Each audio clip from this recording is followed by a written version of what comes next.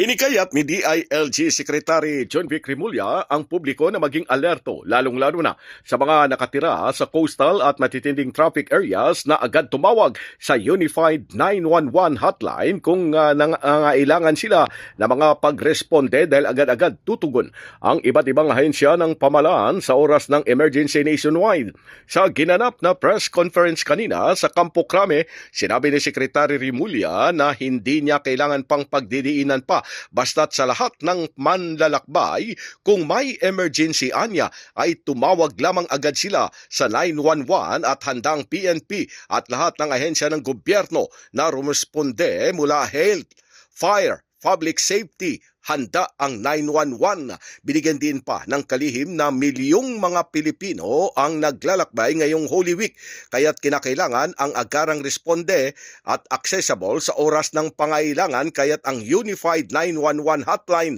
ay humahawak ng average na 60,000 hanggang 80,000 na tawag araw-araw at natiling agad na tumutugon sa loob lamang ng 5 minuto o mas mababa pa. Paliwanag pa ni Secretary Rimulya na para matiyak na ligtas ang publiko sa kanilang paglalakbay ngayong Semana Santa, ang Philippine National Police o PNP ay inilagay na sa ilalim ng full alert status mula ngayong araw, March 31, hanggang April 5 ngayong taon, kung saan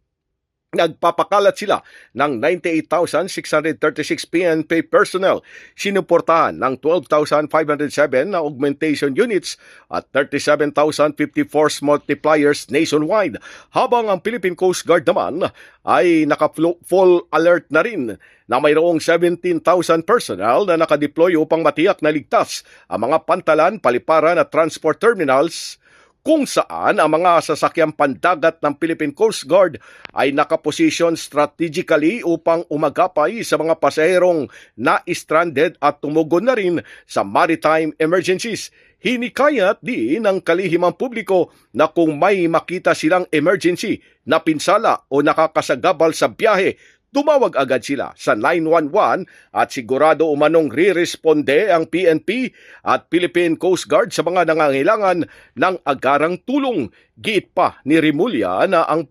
pinaigting na koordinasyon sa National Agency, local government units at community responders ay makatitiyak na ang mga Pilipinong maglalakbay, nagmuni-muni ngayong Semana Santa ay makakabalik ng ligtas sa kanilang tahanan ngayong Holy Week. Sa lahat ng lalakbay, sa lahat ng mga tao, sa lahat ng itong Semana Santa, araw-araw lang,